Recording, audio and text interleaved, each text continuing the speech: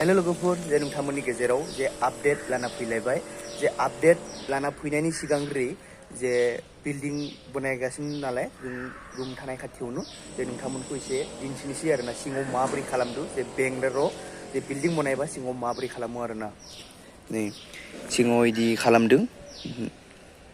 माने एसे गुथौयै माबा खालामना लायो आरोना बिनि उनाव इदि धालाय खालामो नै बिल्डिं बनायसिगोन लोगो लोगोनो मास मोनसे उनावनो पुरा जाजोबगोन बियो माने प्लास्टार जाया आरोना इटा गाथिनाया लोगो लोगो जायो माने बेयाव माने इटाया एसे गिदिर गिदिर आरोना नै इटाया ओमफ्राय जों थानाया बे जों 3 नम्बर फ्ल'राव थायो बे मोनसे बेयाव थायो बे मोनसे फ्ल'राव थायो ओमफ्राय 5 फ्ल'र दङ आरोना जों थानाया ओमफ्राय नै बेयाव जों थायो ओमफ्राय बेयाव बनायगासिनो आरोना बेयाव माने पुरा खालिसो दङमोन लोगो लोगोनो बनायफिनबाय नै बरिंआ सानथाम सानब्रै लायो बरिं बनायनाया ओमफ्राय जानिखि मानाव गिदिर बनस'नि आफादगिरि जे बिथाङा फोरमायदों जे जोंनि बिटिसिआव जे सिगांग्रि जे बिटिसिआव माने गुबुन हारिफोरा माने हा बायनो हायामोन दा बायनो हायो होननानै बेबायदि माने फोरमायदों आरोना बिदिब्लाथ' मा जाबावगोन जोंनि बर'नि गेजेराव बर' समाजाव मा जागोन ना जे जोंनि बिटिसिआव जुदि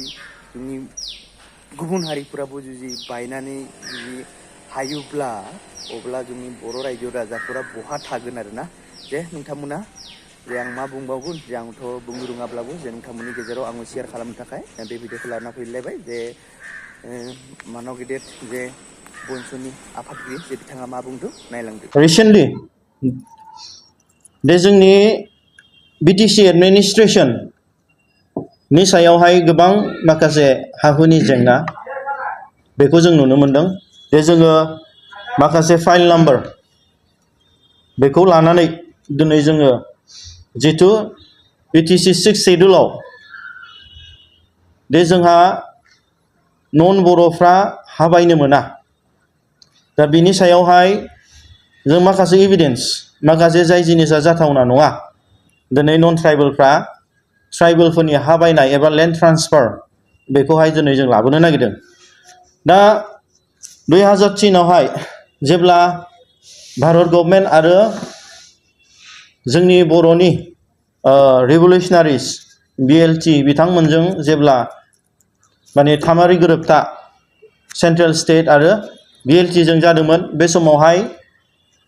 बड'लेण्ड टेरिटरियेल काउन्सिल 6 शेड्युल आन्डार 6 शेड्युल जे बर'फ्रा मोनसे निजे खुंथायनि हा-हुनि अधिकारखौ मोनदोंमोन नाथाय 2003 नि उनावहाय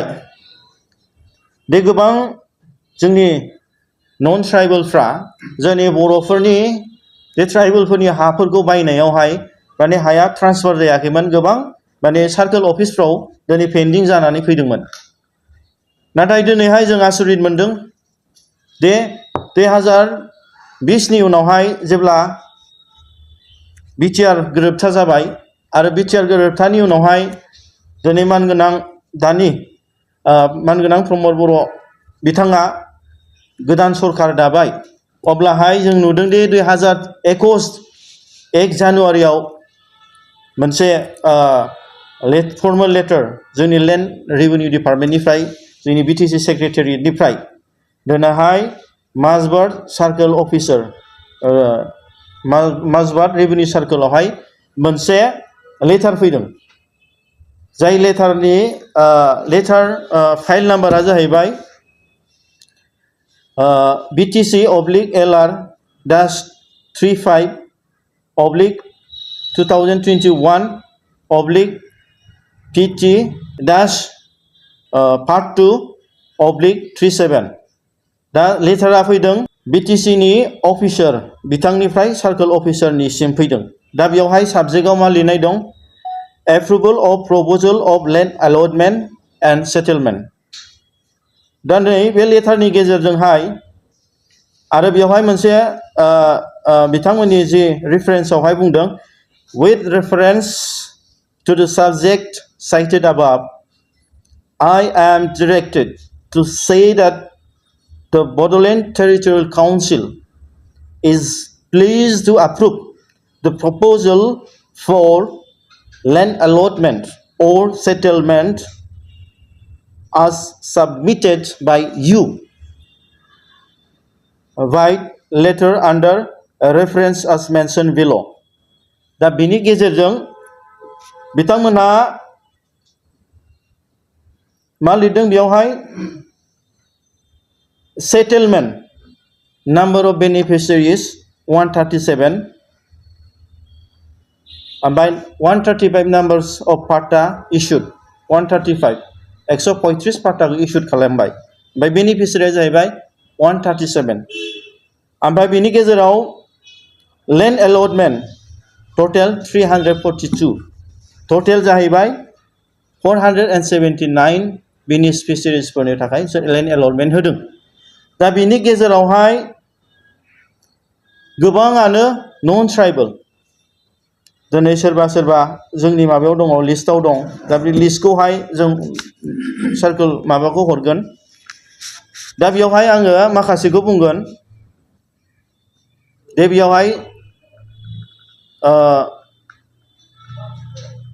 गोबां जेनेरेल दं गोबां ओबिसि दं दा खोथाया जाहैबाय नैबे जोंनि कालाइगाव ट्राइबेल बेलेन्ड ब्लकआव जाय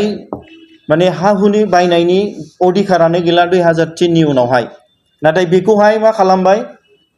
2020 नि उनावहाय जेब्ला गोदान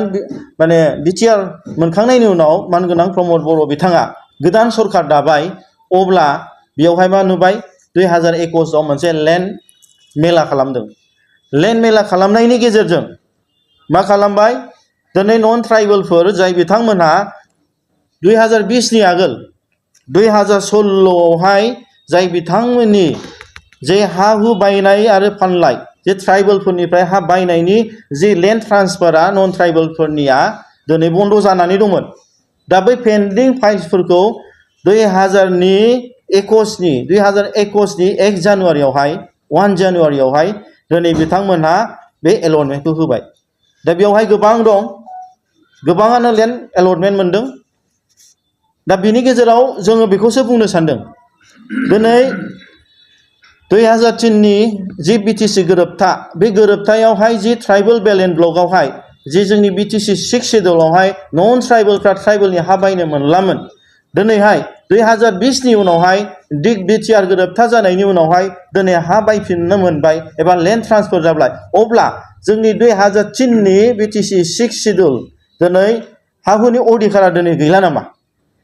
दिनै बिनि सायावहाय गोबां माने गोथौयै दिनै जों सिन्था खालामनांगौ जानानै फैदों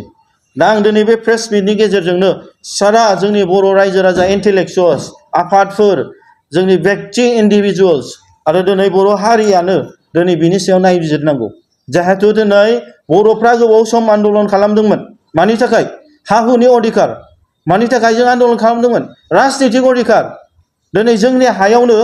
दिनै जोंहा मोनखानाय अधिकार जाय हा हुखौ दिनै जों मोनखाबाय पावारखौ आरो बे गावनि हा हुखौ दिनै गुबुन जाथिनो बायनो हानायनि केपासिटिखौ होफिननाया दिनै बे बर'फोरनि थाखाय फैबाय थानाय समाव गिदिर मोनसे खैफोद फैगोन गतिके बिनि थाखायनो दिनै बर' माहारियारि फरायसा आफादा जों साफ्रोमबो सुबुंखौनो साफ्रोमबो जोंनि बर' सुबुंखौनो जों खावलायदों दे बेफोरनि थाखाय गुवारै सावरायनांगोन आरो बेफोरनि थाखाय होबथानायनि राहा लानांगोन दे जोंनि दानि बिटिआरनि मानगोनां सीएम प्रमद बर' बिथांखौ जों खावलायगोन दे नोंथाङा दिनै गोबां बर' जाथिनि थाखाय खामानि मावनांगौ नोंथांखौनो रायजो राजाया सायख'बाय नोंथांखौनो सीएम बानायबाय नोंथांनावनो गासिबो एडमिनिस्ट्रेशननि पावारा दं दिनै पुलिस एडमिनिस्ट्रेशननिफ्राय लानानै दिनै बिटिसिनि डिसिनिफ्राय लानानै दिनै मोनफ्रोमबो डिपार्टमेन्टखौनो दि नोंथाङानो बुंदों दे जोङो बिटिआर मोननाया दिनै गासिबो पावारखौ मोनबाय आलादा रायजोल'सो जायासै अब्ला दिनै बैफोरबादि जेंनाखौ निस्सय दिनै बर' हारिनि ग्रेटार इन्टारेस्टनि थाखाय नोंथाङा इमिडियेट स्टप खालामनांगौ आरो हा हु बायनाय गुबुन नन ट्राइबेलफ्रा दिनै मोन्थाय मोना बेखौ नोंथाङा इमिडियेट होबथानांगौ गोजोन्थों